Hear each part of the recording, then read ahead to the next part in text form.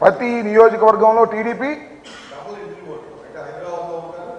Yes ఇందాక చెప్పాడు ఒక ఆయన చంద్రబాబు నాయుడు గారు చెబుతుంటే విన్నా, ఇది హైదరాబాద్లో ఉంటే ఇక్కడ ఓటు ఉండకూడదా, కర్ణాటకలో ఉంటే ఇక్కడ ఓటు ఉండకూడదా, వలస వెళ్ళిపోయారంట కర్ణాటక నుంచి, ఇక్కడ నుంచి కర్ణాటకకి హైదరాబాద్కి. మరి హైదరాబాద్ చాలా మంది వెళ్ళారు, నువ్వు గవర్నమెంట్లో ఉన్నప్పుడు కూడా వెళ్ళారు.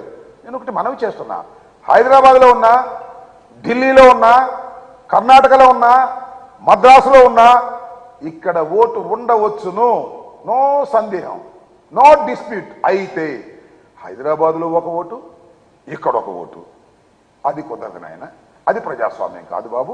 హైదరాబాద్లోనే మొన్న ఓట్లు వేస్తారు, మళ్ళీ ఇక్కడికి వచ్చి ఇక్కడ ఓట్లు వేస్తారు, ఇది ఎట్లా ప్రజాస్వామ్యం అవుతుంది చెప్పండి?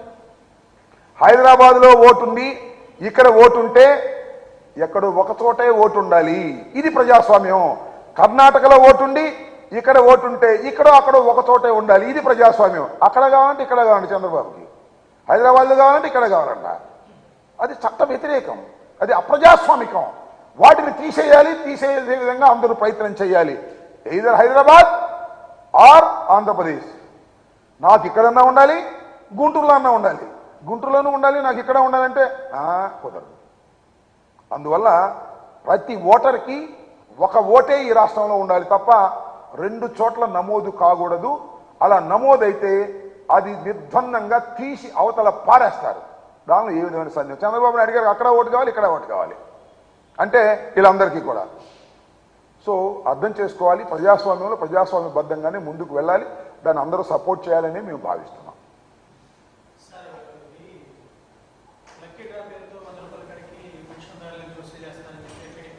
ఎవరు? టీడీపీ వాళ్ళు మాట్లాడుతుంటారు. టీడీపీ వాళ్ళకి కాస్త పిచ్చి ఎక్కువ, నా మీద భయం ఎక్కువ, అందువల్ల నా మీద చాలా విమర్శలు చేస్తుంటారు. అన్ని విమర్శలకు స్పందించవలసిన అవసరం లేదు. స్పందించవలసినటువంటి విమర్శలు ఎవరన్నా చేస్తే నేను మాట్లాడతాను. ఎవరు మాట్లాడారు? కన్నా లక్ష్మణ మనం మాట్లాడతాడు. కన్నా లక్ష్మణ గారు నా మీద చాలా మాట్లాడతాడు. ఆయన అందుకనే ప్రతి పార్టీలో చేరటం, దానికి ఒక కన్నం వేయటం, ఆ కన్నం దొరకడం ఇంకో పార్టీలో చేరటం, మళ్ళీ ఆ పార్టీకి కన్నం వేయటం, మళ్ళీ ఇంకో పార్టీలో దొరకటం. ఇవాళ లీడర్లు అనేక రకాల పార్టీ క్లయింట్స్తో వాదిస్తుంటారు. అట్లాగే పవన్ కళ్యాణ్ మన కన్నా లక్ష్మణ గారు కూడా కాంగ్రెస్ తరఫున వాదించాడు, బీజేపీ తరఫున వాదించాడు, ఇప్పుడు తెలుగుదేశం తరఫున వాదిస్తున్నాడు, రేపు జనసేన తరఫున, సిపిఐ తరఫున, సిపిఎం తరఫున కూడా వాదిస్తాడు. ఈ కన్నంలో దూరి ఆ కన్నంలో దూరి కన్నంలో అన్ని కన్నాల్లో దూరేటటువంటి మహానుభావుడు కన్నా లక్ష్మణ గారు. అలాంటి కన్నా లక్ష్మణ గారు విమర్శలకి స్పందించవలసిన అవసరం ఉంటే స్పందిస్తాను, స్పందించవలసిన అవసరం లేకపోతే స్పందించను.